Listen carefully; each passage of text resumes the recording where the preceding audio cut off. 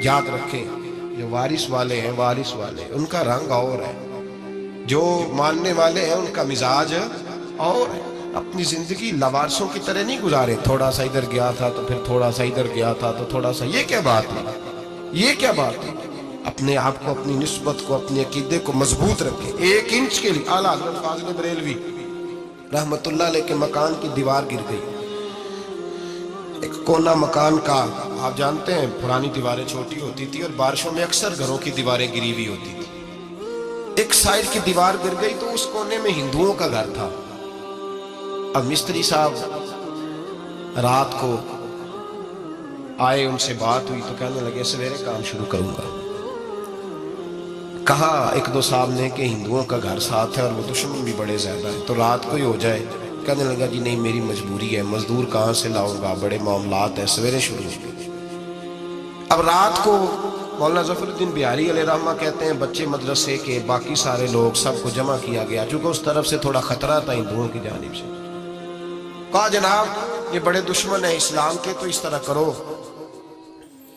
طرح کرو کہ 2-3 بچوں کی ڈیوٹی لگائیں یا کچھ لوگوں کی یہاں رات کو پہرا دیا جائے۔ ٹھنڈ بھی بڑی زیادہ تھی، کھڑا ہونا بھی مشکل تھا۔ اعلیٰ حضرت رحمت اللہ علیہ عشاء کی نماز کے بعد جلدی حجرہ خاص میں تشریف لے جاتے تھے۔ اس رات جب دیکھا نا باہر شور ہو رہا ہے تو اسی طرح سر پہ ایک رومال لپیٹا تو باہر آ گئے۔ کہنے لگے کیا شور ہے؟ کہ حضور سردی ذرا زیادہ ہے تو یہاں کسی کی ڈیوٹی لگانی ہے پہرے کی۔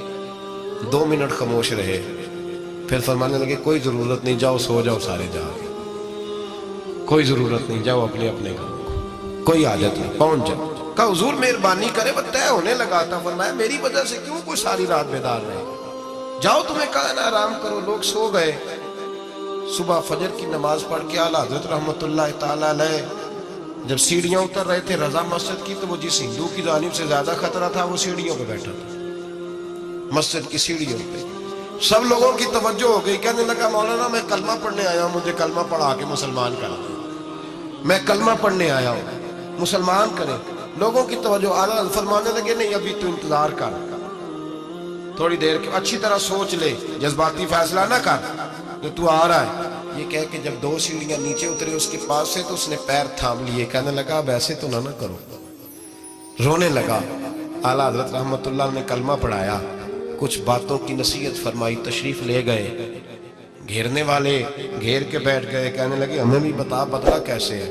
کہنے لگا دیوار گر گئی، آدھی رات تک انتظار کرتا رہا، پہرے دار کوئی نہیں، تو 2 تلواریں لے کر جب میں ان کے مکان کی جانب بڑھا، میں نے کہا آج گردن کاٹوں گا اور کاٹ کر کے نکلوں گا۔ کہتا ہے جب میں قریب آیا تو 2 شیر کھڑے تھے، اوپر سے پلٹ کے آیا تو پھر کھڑے تھے، ادھر سے پلٹ کے آیا تو پھر کھڑے تھے۔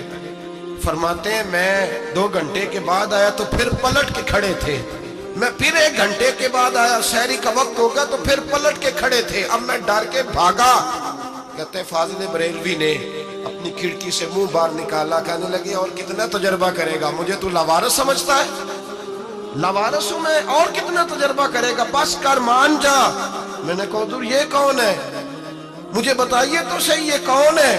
تو کہنے لگے میں نے ساری زندگی رسول اللہ کی عظمت کا دفاع کیا ہے، ساری زندگی غوث اعظم کے نعرے لگائے ہیں، ابھی تو یہ مدد صرف غوث پاک جیلانی کی بھیجی ہوئی ہے، ابھی تو غوث اعظم کی بھیجی ہوئی مدد ہے، مولا علی ابھی پیچھے ہیں، 2 جہاں کے محبوب ابھی اس سے پیچھے ہیں، وہ تو ابھی پیچھے ہیں، پیچھے کھڑے ہیں کہ ضرورت پڑی تو ہم بھی تیار بیٹھے ہیں۔ او بھائی آج رواج ہو گیا، رواج، میں نے 2-4 دن پہلے بھی کہا تھا، لوگ کہتے ہیں نہیں کوئی نہیں ضرورت، سامنے سارا کچھ نظر آ رہا ہے۔ او خدا کے بندو یاد رکھو، نسبت ہے بڑی چیز، جانے تو وہ دو میں، اگر کسی کو نسبت میسر آ گئی نا، نسبت، خالی دامن ہی مل گیا، تیرے ہاتھ میں کچھ ہے تو ہونی چاہیے نا، خالی دامن تجھے کسی کا میسر آ گیا تو تو بچ گیا۔ اپنی نسبتوں کی حفاظت کرے۔